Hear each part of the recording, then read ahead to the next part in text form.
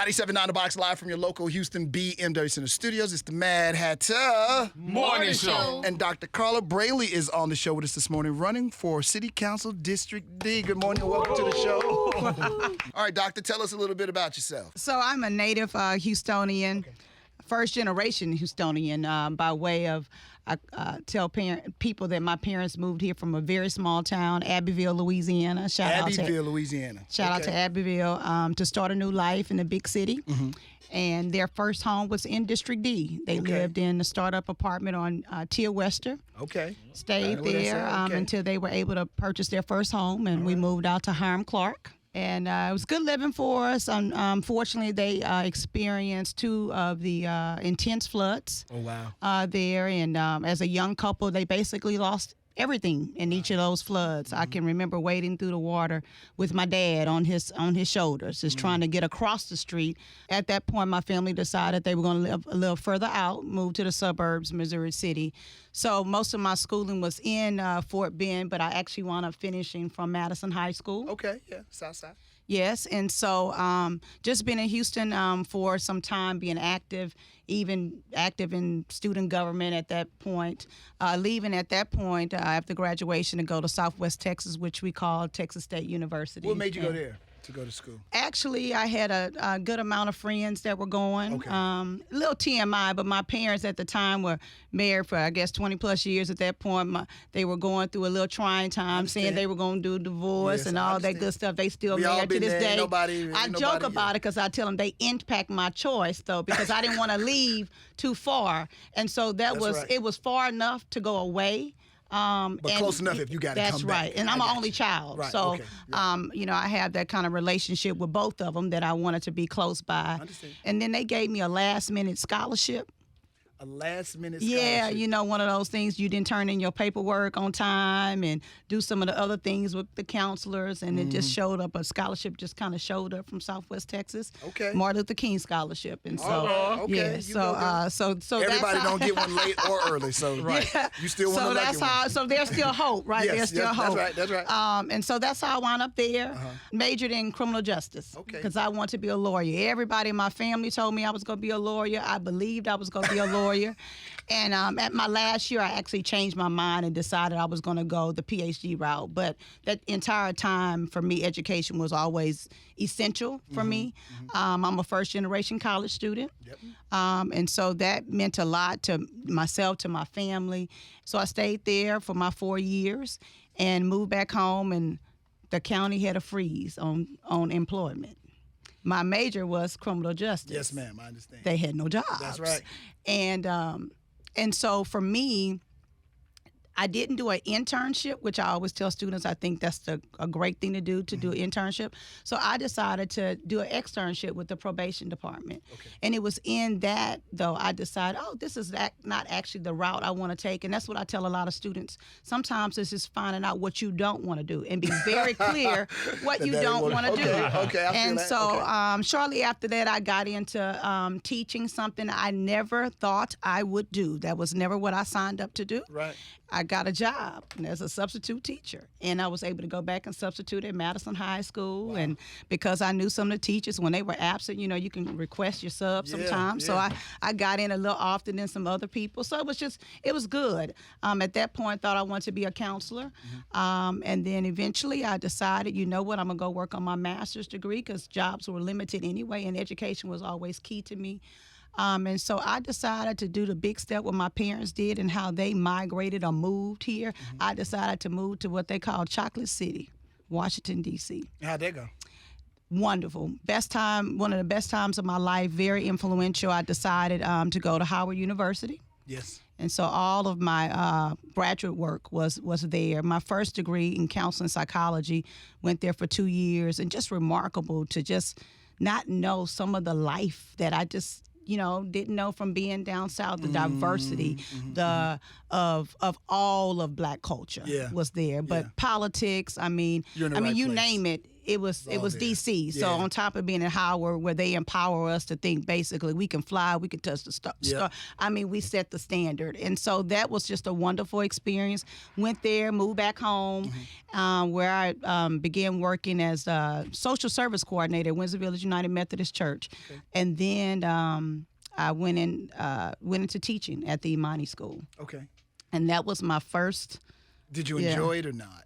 Oh my God! So you did. Oh yes, it was a wonderful. My daughter's there. I'm skipping, but my daughter's there now. 10-year-old. Okay. I'm on the board there now. Okay. It's where I dedicate a lot of my time and my money. Okay, and so all I'm that hearing other this stuff. story, and I'm trying to figure out. So how did politics become a part of this? I know you went to a school, and you lived in a town of politics. Yes. But that doesn't mean that you're going to participate in the political process. Yes, you're right. So shortly after getting my master's in counseling, I came back home. I taught the Imani School. I was at Academy of Accelerated Learning. I became a first assistant principal at the Harmony Science Academy, which was very new at the time. Right. And after becoming an assistant principal, I rolled my chair around after a while. I was like, okay, what do I do next? Like, this is good for me, but I'm still not quite satisfied. I moved back to D.C.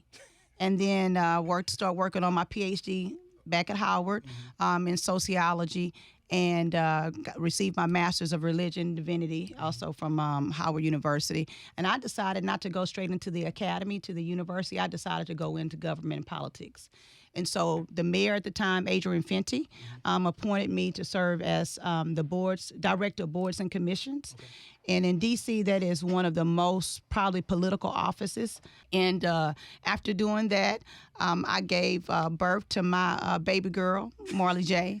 And where did you find the time to have a child? We always find time to do things that you like. We're going to continue with the story. Life finds a way. Life just happens. That's right. Life happens. I am so glad that life happens, because sometimes even when we don't plan for it, God makes a way for us to do what we need to do, especially when we're serving people. So we're talking to Dr. Carla D. Brailey, assistant professor at the College of Liberal Arts and Behavioral Sciences at TSU. She's also running for your Houston City Council District D. What makes you make the decision that I want to do this for the community? I think I have a different perspective of what I can do for this community. Well, serving as vice chair of the Texas Democratic Party, I've been stumping across the state. This last election period, 2018, definitely, tried to make sure that we identified and recruited candidates, worked very hard for candidates, and across the state, but primarily in Harris County. I have worked behind the scenes, oftentimes in many campaigns. My motto is I lead when there's a need, and I serve when there's a possibility to do that. Okay. And so that's what I have done throughout my career. And when I moved back home, I could have lived anywhere, but District D, it reminded me of what I experienced in Washington, D.C. with the history and the cultural richness that was there. And not that that's not around the city, but for me, that closely related to my experience. And so that's where I wanted my daughter to be raised. And so I live in D.C. I live in District D. I work in District D. I'm a professor of sociology at Texas Southern University, and I play in the district. And so for me, it meant a lot that we have the right leadership at this time. I don't know if the degree that some people realize the complexity of District D. It's about the mass of Atlanta, Georgia. It's it's a huge district. Did you see a problem as to why, and I hate to start with, is there a problem? Because what are the main needs of District D? There you go. District D, Like what are the first couple of things are you going to try to change, or what are the needs that you see that need to happen? So, we know that economic development is happening, whether we define it as progress or loss for some. So one of the first things is, to identify those community investment projects that are happening to ensure that the community are part of those things. And a lot of times when we do those type of deals, some of that we won't see right away. Some of those are put in effect that'll happen 5 or 10 years from now. But it puts the community in that position where they are part of that plan. right? So we're not playing catch up. The enrichment programs that we can have. We're not HISD, we're not Fort Bend ISD, but we can offset where we have some strong enrichment programs that for students who are not going to 4-year institutions or 2-year institutions, they're going to take a different route. Well, let's get them ready so they have the math that they need to even be able to qualify for some of the certifications like electricians and plumbers. Right. All of that is essential for second chance. And second chance, not just for our reentry residents, but people who just need a second chance to start over. Right. And District D deserves smart leadership. Like the thing about council is that stuff is happening even before you ever thought you would probably run. They have a history of things that have been happening. And so you have to be ready and you have to have the resources and relationships to be able to think through it in a proactive way versus reactive. Gotcha. Right? And so, some of the other things that we can do, that's some things that's already working with the seniors, but to ensure that they have what they have, that they have what they need when they need it in terms of programs that they're doing. Some of that is small cost.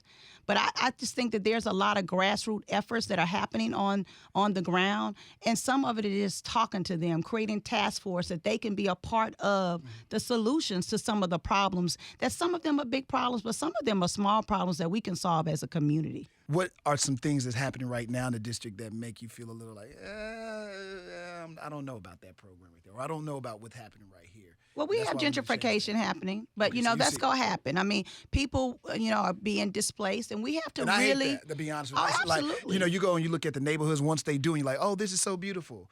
Why couldn't y'all do this before? But you know what? Some of that manner is just really being proactive and having a vision. I tell people some of this is about race, class, and gender issues. Absolutely. But really, some of it is about just innovation and discovery. You may want to update your home after 10 years. Some of that just happens. So we have to begin to have foresight of what will happen every 50 years, what will happen every 30 years so that we can reinvest and revitalize our own communities. But I just hate it because oftentimes, though, it seems like we're left out the equation. That's why we need the right leadership. Then hit that platform. So you girl. need experienced leadership. Yes. I have that. Okay. You need smart leadership.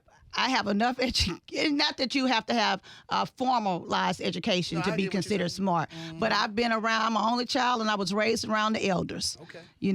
So I get that part, and I'm a servant leader. Okay. I serve the people unapologetically and intentional. And at this point, I've had 20 years plus as a professional. So when you invite me to the table, you're not asking me to be quiet at a table. This is a very pivotal time. District D is a part of Senate District 13, and Senate District 13 has the highest voting block in the state.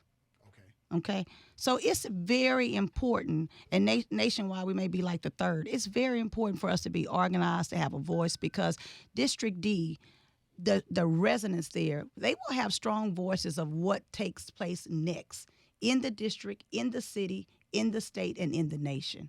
We are a district that has a lot of value to it in many ways. Now, they're hearing you right now, but I'm always a big believer. Hey, folks, do some research and find out who everyone is, especially in your particular district. How can they go to a website or some social media and find out what the good Dr. Brailey has going on? So we have our Facebook, and I need to memorize all of that. We have our website, www.cbrailey, for districtd.com. Okay. My final question, why should they vote for Dr. Carla Brailey? Because I'm passionate for the people. I am, we need a servant leader. That I am. Experience matters. You have to have someone that can go to work on day one. I'm able to do that. And you have to have someone with a vision in terms of how we empower people with voices, but also a plan for them to be able to move, for us to be able to move forward. And I'm the most qualified person in the race. I mean, I'm a native Houstonian. First birthplace was in District D, and I work in District D. I'm one that my students know that the standards are there, and I'm the best one in the race, 4D. Dr. Brailey, thank you so much, and good luck to you as well. Thank you. Thank you for having me. Thank you very much.